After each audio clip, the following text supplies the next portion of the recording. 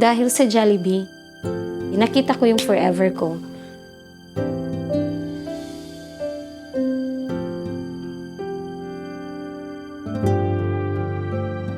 Naging crewmate kami ni Arnan before sa Jollibee Santo Niño. Doon kami nagkakilala.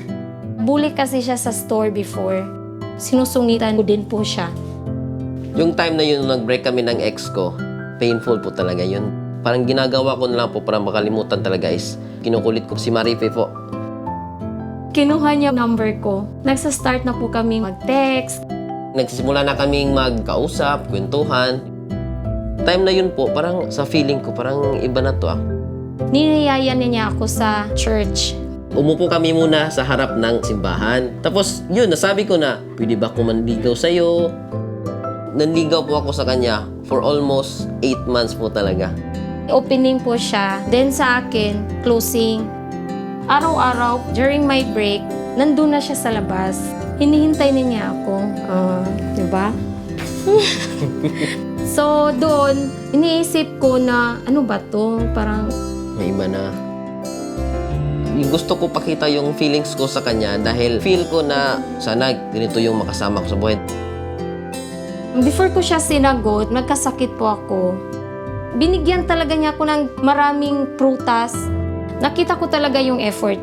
Ang ginawa ko noon, ibinigay ko sa kanya yung 2 lansones. Para saan tong lansones? Para sa'yo to.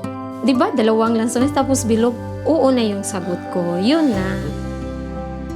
Gusto ko sumigaw na yung pinaghirapan ko for 8 months is yung nakamtan ko talaga yung matamis niyang oo.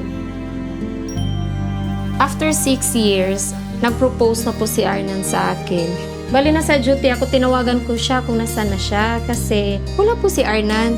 So umuwi na ako. Pagbukas ko sa pintuan, na-shock ako, maraming pictures, tapos may mga flowers. Yung pagka-propose ko sa kanya yung pag ganon. Pagkatapos ng sinabi niya na gusto niya na mag-settle down, nag-yes talaga ako.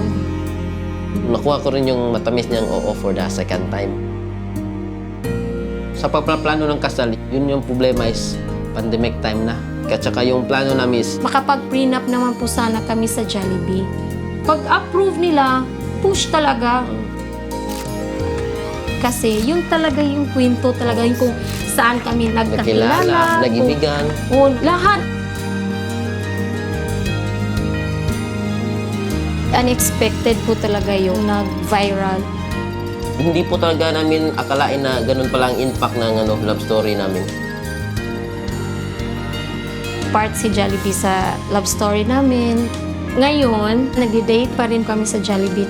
Kwentuhan na noon, kumain lang tayo, crewmate lang. Tapos ngayon, sinusundo mo na ako kasi asawa na ako. Dahil sa Jollibee, nakita ko yung forever ko at ngayon. Kasal na kami at may baby na. Sa nabahaba ng prosesyon, sa Jollibee rin ang tuloy. Ako si Marife. Ako si Arnan. At ito ang aming kwentong Jollibee.